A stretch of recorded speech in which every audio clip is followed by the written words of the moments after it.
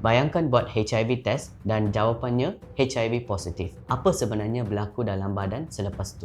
HIV ada 3 peringkat utama. Peringkat pertama, acute HIV infection. Berlaku sekitar 2 hingga 4 minggu selepas terdedah. Biasanya simptom seperti demam, badan letih, sakit tekak, sakit sendi dan kadang-kadang ada ruam. Ramai tak perasan sebab simptom tu seperti simptom demam biasa dan kadang-kadang boleh hilang sendiri. Peringkat kedua, chronic HIV infection, fasa senyap. Langsung tak ada simptom dan boleh berlarutan bertahun-tahun. Virus masih aktif dan boleh menjangkiti orang lain. Tanpa rawatan, virus secara perlahan-lahan boleh merosakkan sistem imun. Peringkat ketiga, AIDS, acquired immunodeficiency syndrome.